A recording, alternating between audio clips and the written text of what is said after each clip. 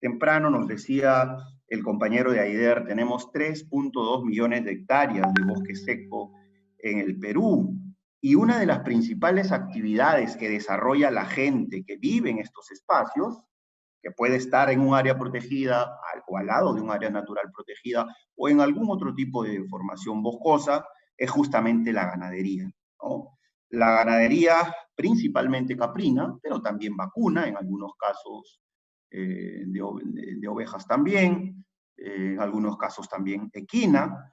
Es una actividad que está presente y siempre ha estado presente, inclusive antes que existan las áreas naturales protegidas, antes que existan espacios de conservación, ya estaba esta actividad como parte fundamental de los ingresos económicos de las poblaciones. Entonces, esta realidad nosotros en las áreas protegidas del bosque seco también la tenemos. Y un poco lo que yo les voy a contar es cómo nosotros hemos abordado esta actividad dentro del área protegida y cómo estamos en el esfuerzo de ordenarla para procurar minimizar el impacto sobre la misma, ¿no? Esta experiencia se centra puntualmente en el Coto de Casa del Angolo, que es un área natural protegida de 65.000 hectáreas, que fue establecida hace ya 45 años, en 1975. Sus territorios se encuentran en las provincias de Sullana y Talara. En Sullana, parte de dos distritos, Lancones y Pariñas, Lancones y Marcabélica, y en Talara, parte del distrito de Pariñas, ¿no? Este espacio se estableció con el objetivo de conservar una muestra de la diversidad biológica del bosque seco a través de la casa deportiva y el turismo social. De tal manera que se procure que se generen ingresos económicos en favor de la población local. Es importante recordar que el Coto de Casa del Angolo, junto con el Parque Nacional Cerros de Amotape y la Reserva Nacional de Tumbes, es el ámbito más extenso de bosque seco que tiene una categoría de protección, de conservación, de manejo sostenible, como son las áreas naturales protegidas. Además, abarcan casi toda la cordillera de los Amotapes, que está en este lado noroeste del Perú, ¿no? Entonces, hay en este espacio mucha biodiversidad que es importante proteger, pero que es importante también cómo podemos hacer que las actividades preexistentes que existen ahí puedan desarrollarse de tal manera que se minimice el impacto sobre el mismo, ¿no? Entonces, este es el espacio en el que nosotros hemos desarrollado esta experiencia. ¿Cuáles son un poco los antecedentes del uso de pastos? Miren, en el Angolo existía ya históricamente dos grandes haciendas ganaderas, mucho antes que existan las áreas protegidas. Una de ellas era la Gran Hacienda Mayares, que justo corresponde, este es un mapa bastante antiguo, ¿no? Casi a mano alzada, de esa hacienda, de la Gran Hacienda Mayares, que ocupaba lo que actualmente es casi 15.000 hectáreas del Coto de Casa del Angolo. Pero además existía la Gran Hacienda Fernández el Muerto, que está más pegado ya para el límite con Tumbes, ¿no? Entonces, estas haciendas tenían vocación ganadera y obviamente las poblaciones que viven alrededor, que en estas épocas de las grandes haciendas eran básicamente peones o eran trabajadores de las grandes haciendas, quedaron con estas costumbres, quedaron con estos usos y una de sus principales actividades, terminada esta fase, por decirlo de alguna manera, de las grandes haciendas ganaderas, fue la de la actividad ganadera. Entonces, las personas que viven alrededor del coto y en algunos casos dentro del Coto de Casa del Angolo tienen como su principal actividad la ganadería. Cuando hemos empezado la gestión, esto nosotros lo teníamos considerado como la principal presión del área. Entonces empezamos a trazar nuestra ruta crítica, nuestra línea de acción, para ver cómo podemos minimizar el impacto en este espacio, ¿no? Y lo primero, obviamente, que hicimos en esta ruta fue un diagnóstico. Y yo les estoy presentando básicamente la experiencia del sector este, que es la experiencia que está ubicada en el distrito de Lancones. En este sector, en el sector este, encontramos 57 familias involucradas, 820 cabezas de ganado, en tanto vacuno, cabrío y equino, Una ganadería, obviamente, como ocurre en la mayoría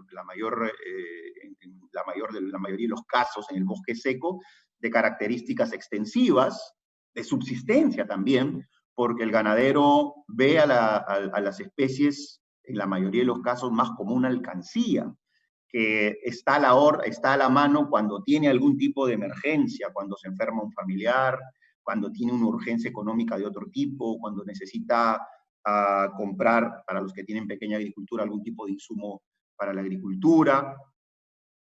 Pero estas personas, estas poblaciones, obviamente no tenían una organización y tampoco había un manejo técnico que pudiera mejorar las labores que ellos realizan y de esa manera generarse ellos mayor beneficio y complementariamente minimizar el impacto en el área.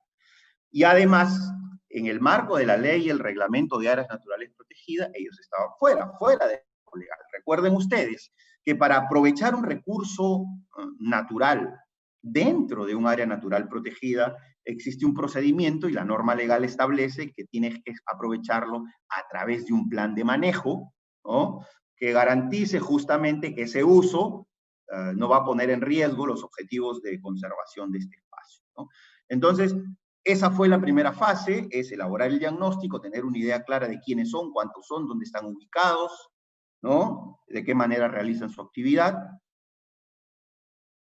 Y luego ya empezamos a atacar punto por punto las debilidades que nosotros hemos encontrado.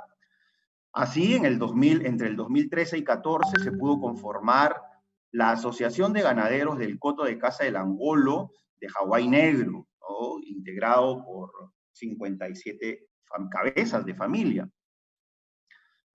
Esta organización se inscribió en registros públicos, tiene su partida registral, tiene ahora una personería jurídica, y a partir de estar organizados y poder reunirse, se definieron objetivos comunes hacia adelante con todo este grupo de actores de esta zona del Coto de Casa del Angolo, ¿no? Quiero indicar, además, que el Coto de Casa del Angolo es un área de uso directo, que significa que en áreas de uso directo podemos hacer uso de los recursos naturales, ¿no? Diferente, por ejemplo, a las áreas de uso directo, donde el uso de estos recursos está restringido. Pero no solamente era importante tenerlos organizados, que nazcan como institución, sino que necesitábamos aliados. Nosotros de por sí no somos pues una institución especializada en manejo de pastos o en manejo ganadero.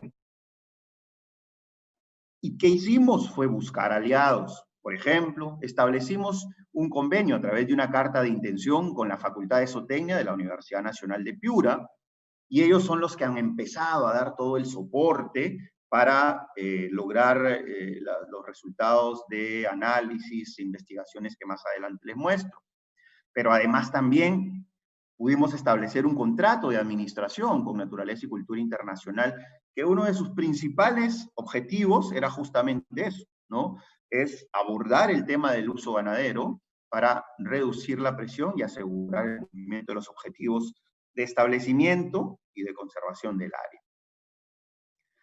Tuvimos la oportunidad de aplicar a los fondos de los PAE. Los PAE son los programas de actividades económicas sostenibles, que en diferente momento, y gracias a que ya había una organización y que ya había una línea trazada, pudo ser elegibles esta asociación, y con el apoyo de Profonampe, que es el aliado financiero, el administrador financiero de fondos para áreas naturales protegidas, se pudieron aplicar hasta 2 programas de actividades económicas sostenibles para cubrir algunas necesidades básicas de fortalecimiento organizacional, capacitación y equipamiento, ¿no?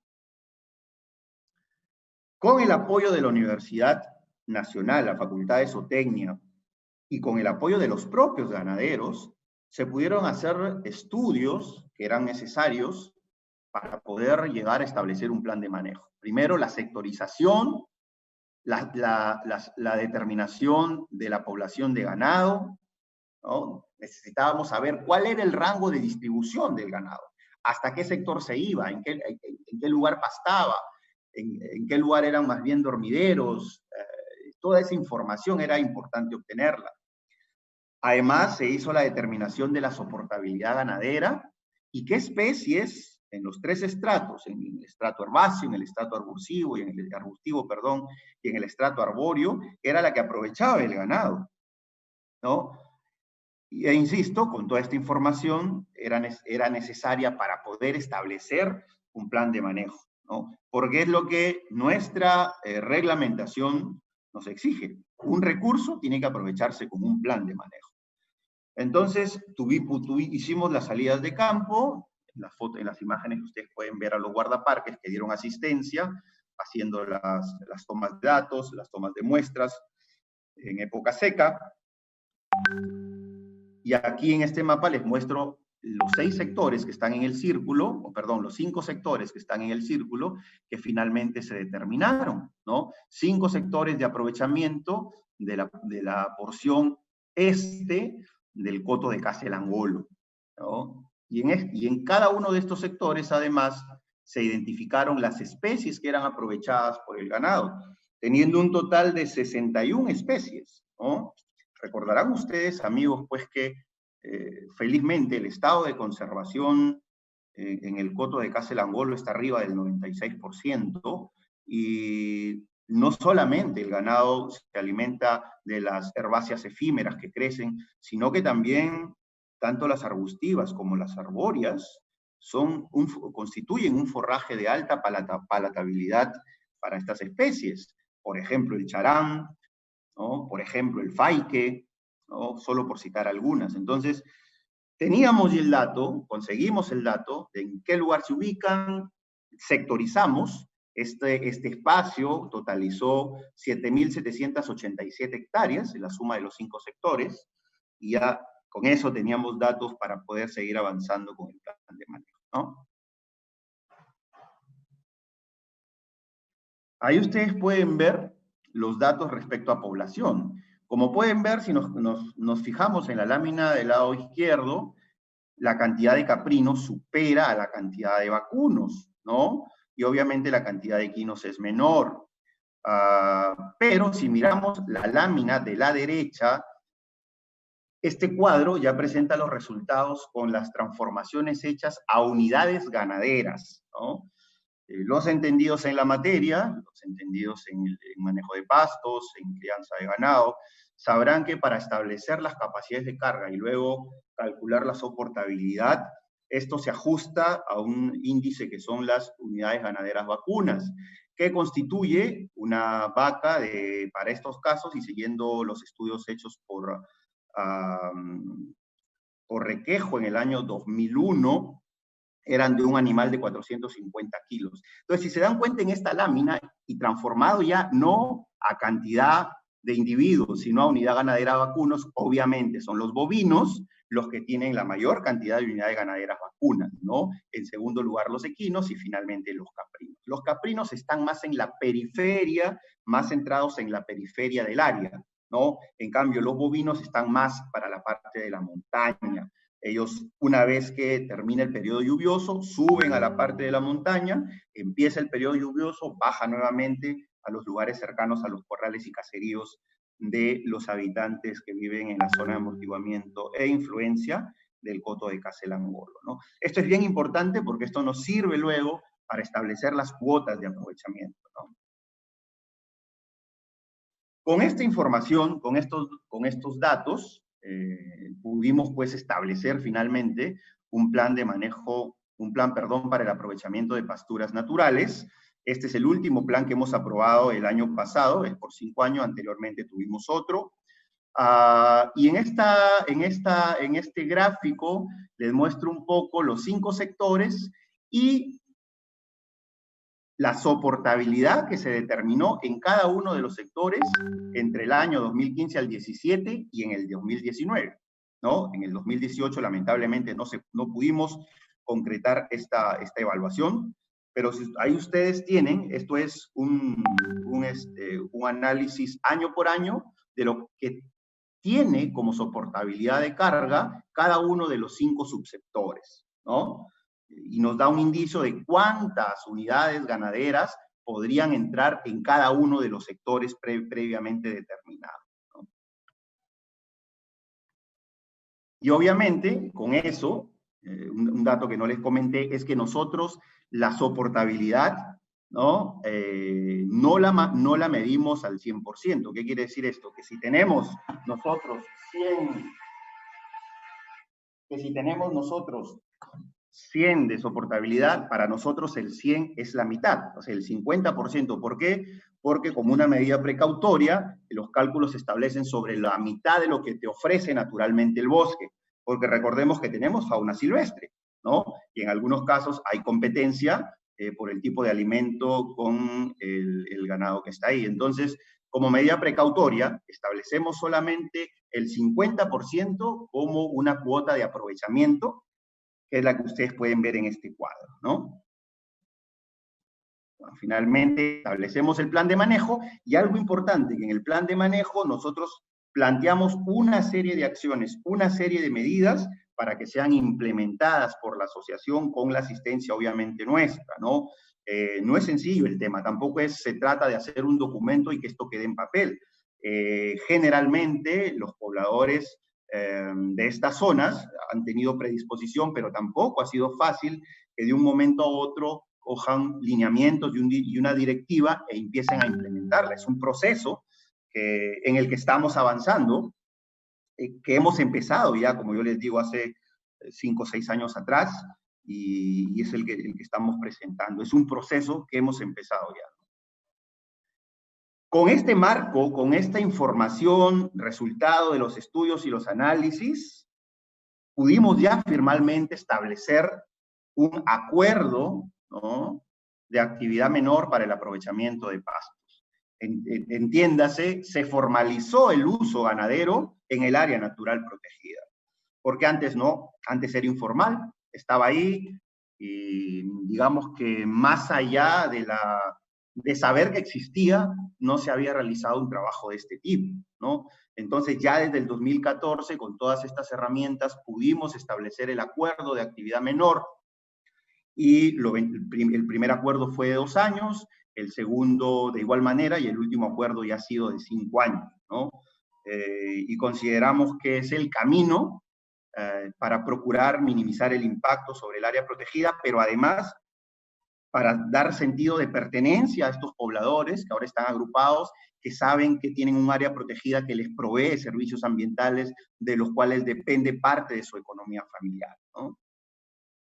Yo termino con estas conclusiones, y es que el manejo y formalización de los usos de los pastos naturales ha contribuido a reducir el impacto y mantener la provisión de los servicios ecosistémicos en el Coto de Caza, ¿no? El área usada para aprovechamiento está libre de sobrepastoreo. ¿Por qué? Porque en todos los casos la cantidad de unidades ganaderas presentes están muy por debajo de la soportabilidad calculada que hemos hecho, ¿no? Entonces no existe sobrepastoreo en estos 5 subsectores que hemos identificado. Es necesario, finalmente, complementar estudios sobre las interacciones del ganado con la fauna silvestre del bosque seco. Nosotros tenemos dentro de nuestras líneas prioritarias de investigación justo este tema. Aquí estamos hablando de las pasturas, ¿no? De los forrajes, de su comportamiento frente a la